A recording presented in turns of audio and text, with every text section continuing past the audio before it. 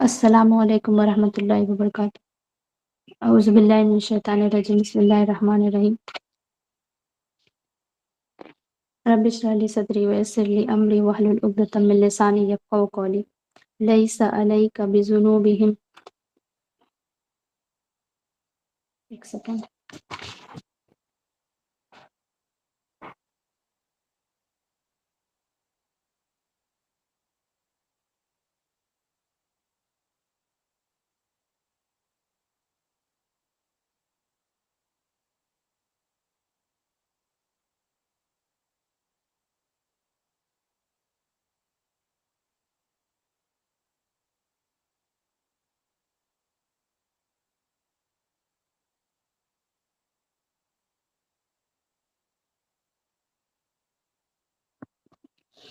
بسم اللہ الرحمن الرحیم۔ لیس علیک ھداھم ولکن اللہ یہدی من یشاء وما تنفقوا من خیر فلانفسکم وما تنفقون الا ابتغاء وجہ اللہ وما تنفقوا من خیر یوفى الیکم وانتم لا تظلمون۔ آیت نمبر 273۔ للفقراء الذین احصروا فی سبیل اللہ لا یستطیعون ضربا فی الارض یحسبهم الجاہل اغنیاء من التعفف تعریفهم بسیماہم لا یسألون الناس الحافا وما تنفقوا من خیر فإن اللہ به علیم۔ الذين ينفقون أموالهم بالليل والنهار سرا وعلانية فلهم أجرهم عند ربهم ولا خوف عليهم ولا هم يحزنون۔ ترجمہ۔ اے نبی، لوگوں کو ہدایت دینے کی ذمہ داری تم پر نہیں۔ ہدایت تو اللہ ہی جسے چاہتا ہے دیتا ہے، اور بھلائی کے راستے میں جو مال تم لوگ خرچ کرتے ہو وہ تمہارے لیے بھلا ہے۔ آخر تم اسی لیے تو خرچ کرتے ہو کہ اللہ کی خوشی حاصل ہو۔ تو جو کچھ مال تم بھلائی کے راستے میں خرچ کرو گے اس کا پورا بدلہ تمہیں دیا جائے گا، اور تمہارا حق ہرگز نہ مارا جائے گا۔ خاص طور پر مدد کے حقدار تو وہ تنگ دست ہیں جو اللہ کے کام میں ایسے گر گئے ہیں کہ اپنی نجی روزی حاصل کرنے کے لیے بھی زمین میں کوئی دوڑ دھوپ نہیں کر سکتے۔ ان کی خودداری کو دیکھ کر انجان آدمی بھی سمجھتا ہے کہ خوشحال لوگ ہیں۔ تم ان کے چہروں سے ان کے اندرونی حالت پہچان سکتے ہو، مگر وہ ایسے لوگ نہیں ہیں کہ پیچھے مڑ کر کچھ مانگے۔ ان کی مدد میں جو کچھ مال تم خرچ کرو گے وہ اللہ سے چھپا نہ رہے گا۔ جو لوگ اپنے مال رات دن اور چھپے خرچ کرتے ہیں، کھلے اور چھپے خرچ کرتے ہیں، ان کا بدلہ ان کے رب کے پاس ہے، اور ان کے لیے کسی ڈر اور رنج کی بات نہیں ہے۔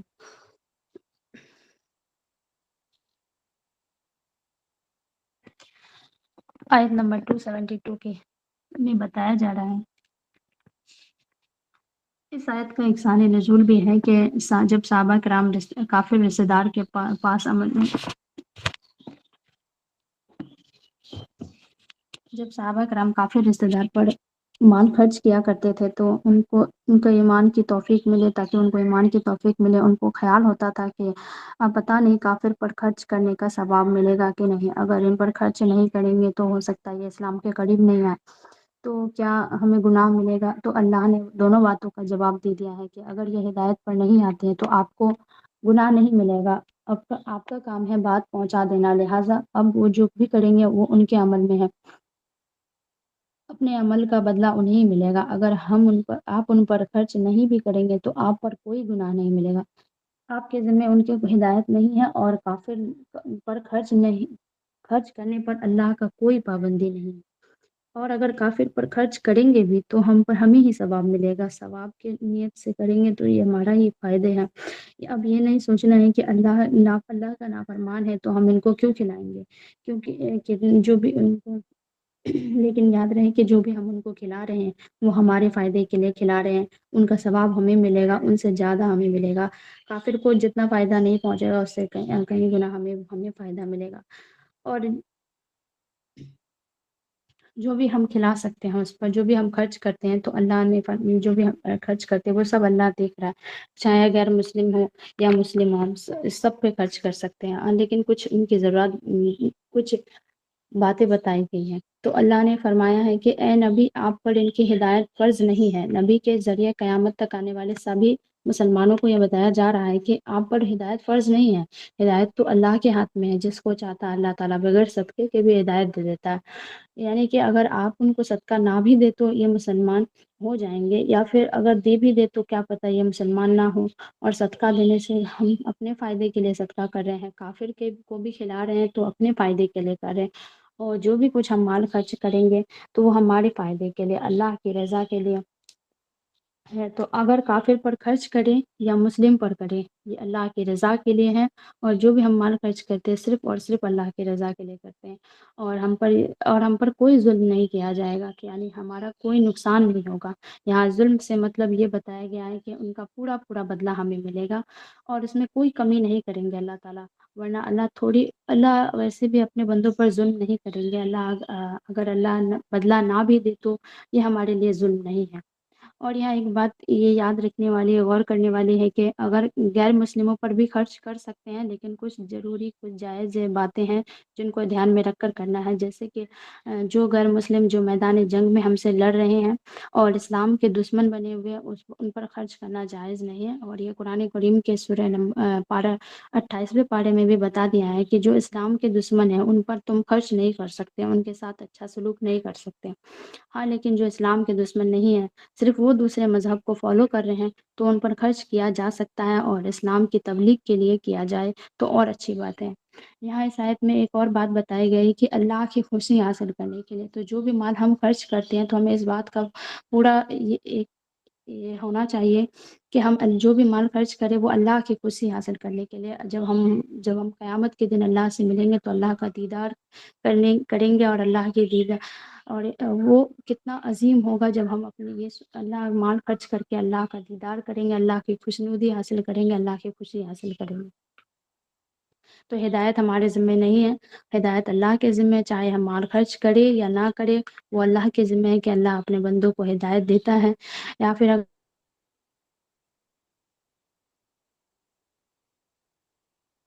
ہدایت نہیں دیتا۔ مال خرچ کرنا ہے، چاہے وہ غیر مسلم ہو یا مسلم ہو، اس کی استطاعت کے مطابق کرنا ہے، کچھ باتوں کا خیال رکھنا ہے۔ اب سورہ بقرہ 273 میں اب اس آیت میں بتایا جا رہا ہے کہ کون لوگ ہیں جو سب سے زیادہ مستحق ہیں، مال خرچ کرنا ہے، لیکن اب کن پر کرنا ہے۔ اس سے پہلے کی آیتوں میں ہمیں یہ پتہ چل چکا ہے کہ کہاں خرچ کرنا ہے اور مال کیسے خرچ کرنا ہے۔ اب جو بتایا جا رہا ہے کہ وہ کن لوگوں پر کون اول مستحق ہے، کن پر کون زیادہ حقدار ہے۔ تو جیسے کہ ہم لوگ دیکھتے ہیں اپنے معاشرے میں جو تبلیغی جماعت کے لوگ ہوتے ہیں، وہ کوئی تبلیغی جماعت کا کوئی شخص جو ہو جس نے دین کی خدمت کے لیے اپنے آپ کو وقف کر لیا ہو، چاہے وہ دین کے مدارس کے طالبہ ہو، صبح شام علم حاصل کرنے کے لیے کام نہیں کرتے، تو وہ لوگ اصل مستحق ہے، جو کہ دکھتے نہیں ہیں، جن کو دیکھنے سے ایسا لگتا ہے کہ نہیں یہ تو اچھے بھلے دکھ رہے ہیں، یہ تو ان کے پاک دامنی اور ان کی پاکیزگی بیان ہوتی ہے کہ وہ اچھے بھلے دکھتے ہیں، لیکن جب اگر ہم ان کے مالی حالات کو دیکھیں گے، ان کی ضروریات کو دیکھیں گے تو ہمیں لگے گا نہیں یہ اصل مستحق ہے۔ اور ایک بات یہ بھی ہے کہ ہم معاشرے میں کچھ لوگ ایسے ہونے ضروری ہے کہ جو علم کے لیے اپنے آپ کو وقف کر دے، جو کہ کما نہیں سکتے، ایسا نہیں کہ ان میں استطاعت نہیں ہے،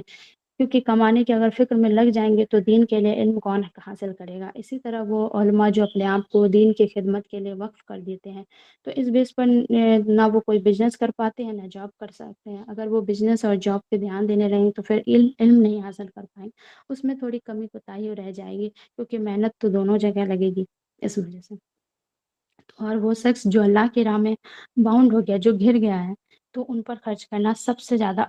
بہترین بتایا گیا۔ اور نبی صلی اللہ علیہ وسلم کے زمانے میں بھی جب صحابہ کرام جنہوں نے مکہ سے مدینہ ہجرت کی تھی، تو اللہ کے خاطر، دین کے خاطر، دین کو دنیا میں غالب کرنے کی خاطر کی تھی،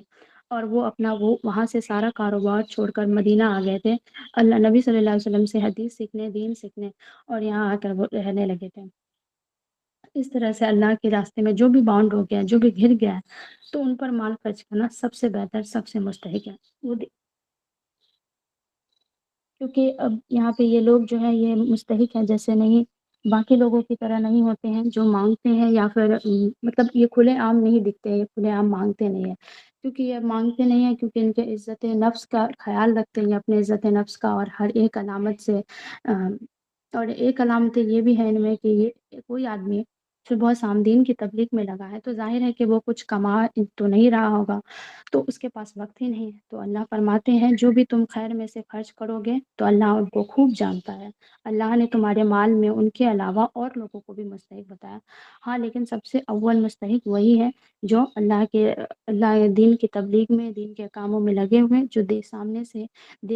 دیکھنے میں اچھے بھلے دکھتے ہیں، لیکن وہ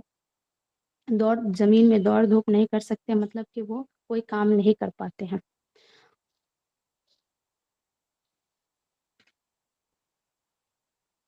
لیکن ظاہر اور ماندار ان کو غنی سمجھتے ہیں، کیونکہ ان کو ایسا لگتا ہے کہ دیکھنے میں کسی بھی انسان وہ کبھی کسی کے آگے ہاتھ نہیں پھیلاتے تو ان کو کیا ہی کمی ہوگی۔ تو ظاہر کو لگتا ہے کہ یہ تو بہت ہی اچھے بھلے ہیں، انہیں کسی مال کی ضرورت نہیں ہے۔ اگر یہ اور یہ بھی بات ہے کہ وہ کسی سے چمٹ کر یا پیچھے پڑ کر یا ان سے مطلب بار بار ان سے مانگتے نہیں ہیں اور جو بھی ہم خرچ کریں گے ان کے پیچھے وہ اللہ کے لیے ہوگا، وہ ہمارے لیے بہتر ہوگا، اصل مستحق کو دینا ہمارے فائدے کے لیے ہوگا۔ تو ایسے لوگ جو دین کے کام میں سنجیدگی سے لگے ہوئے ہیں، تو ان کے بارے میں سورہ حشر میں آتا ہے کہ وہ مجاہد فقراء ہیں جو دین کے کام کے لیے مدینہ آ گئے ہیں، تو تم ان کو پہچان لو گے اور ان کے اوپر تم خرچ کرو، تو فی سبیل اللہ خرچ کرنا اور بہترین خرچ کرنا۔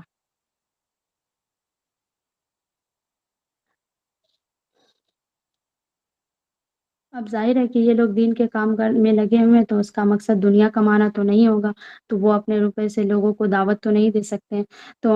ان پر خرچ کرنا یہ ہمارا کام ہے اور یہی ہمارے لیے سب سے بہتر صدقہ ہے۔ اب جو نیکسٹ آیت ہے اس میں بتایا جا رہے ہے کہ اب تک ہمیں پتہ چل چکا ہے کہ کن پر کہاں خرچ کرنا ہے اور کن پر خرچ کرنا ہے۔ اس سے پہلے کی دو رکوع میں مسلسل مال خرچ کرنے کے بارے میں ہی آیا تھا، اب کہاں خرچ کرنا ہے، کس مال میں خرچ کرنا ہے، مال بھی نفیس ہونا چاہیے، اللہ کی رضا بھی ہونی چاہیے، اور ریاکاری کے ساتھ بھی نہیں کرنا ہے، پھر کرنے کے بعد کون سا عمل ہے جس کے بعد صدقہ ضائع بھی ہو جاتا ہے، تو وہ تمام احکام پوری ڈیٹیل سے اللہ نے بتایا ہے۔ اس کا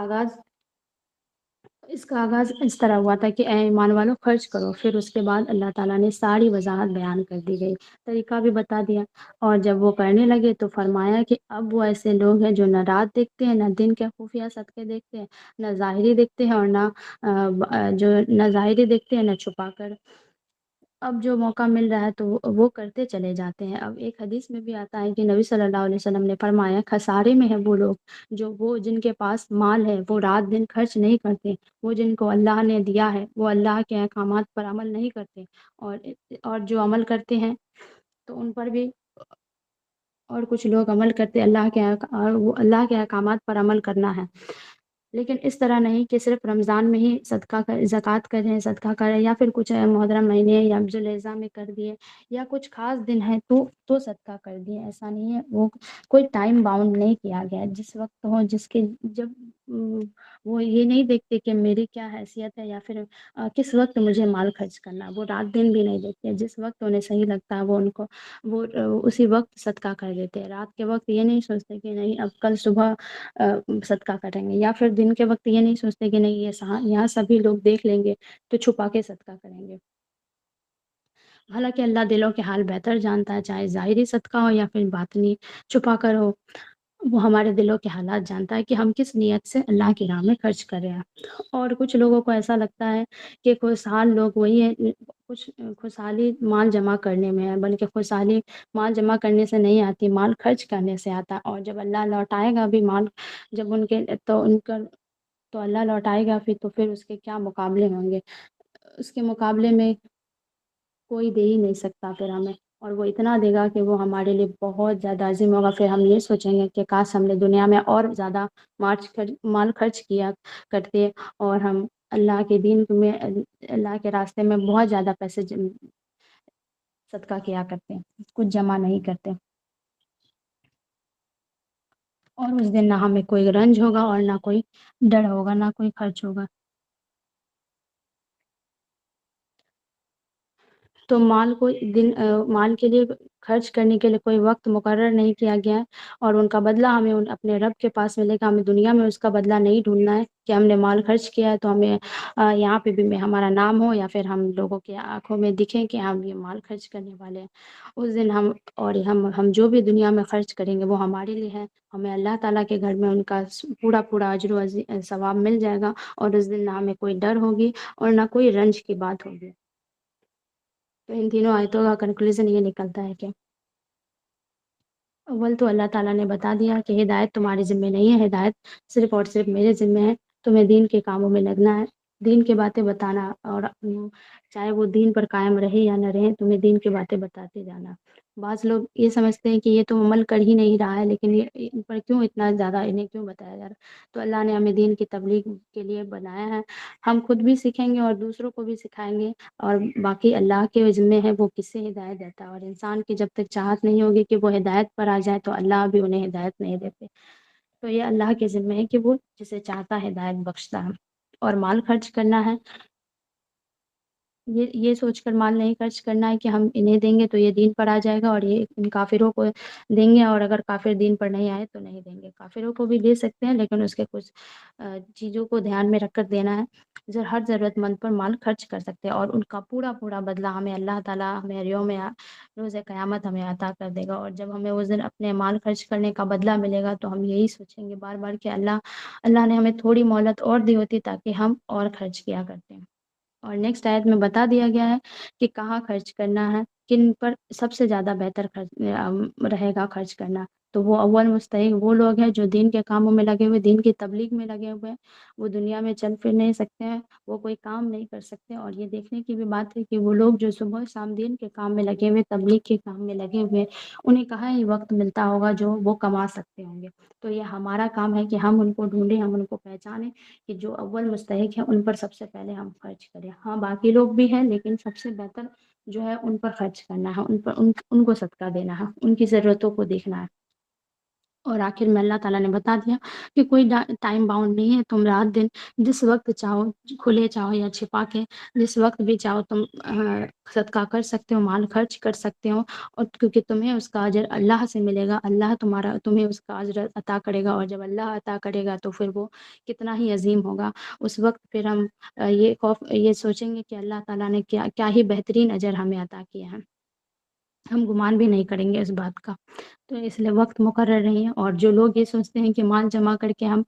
یہاں دنیا میں اپنی زندگی عیش و آرام کی بنائیں گے، تو یہ انہیں آخرت کے دن پتہ چل جائے گا کہ مال جمع کرنے سے کتنا بہتر تھا، کہیں گنا بہتر تھا کہ وہ مال خرچ کرتے ان لوگوں کو پر جن پہ سب سے زیادہ ضروری تھا. اور صدقہ ہمارے لیے بہت بہت بہتر ہے. آخر میں ایک حدیث بھی بیان کی گئی تھی. حدیث آخر میں سورہ منافقون میں یہ آتا بھی ہے کہ موت کے بعد اگر صدقہ نہ کرنے کا غم اور بے چینی کتنا ہوگا انسان کو. اللہ تعالیٰ فرماتے ہیں کہ ہم نے تمہیں جو کچھ دیا ہے اس میں سے خرچ کرو، اس سے پہلے کہ تم میں سے کسی کو موت آ جائے اور اس سمے وہ کہنے لگے اے میرے رب، تو نے مجھے کچھ تھوڑے سمے تک اور مہلت کیوں نہ دی کہ میں صدقہ کرتا. مجھے مہلت دے کہ میں صدقہ کروں اور اچھے لوگوں میں شامل ہو جاؤں. تو صدقہ ہمارے لیے بہت بہت افضل ہے. بس اتنا ہی. جزاک اللہ خیر.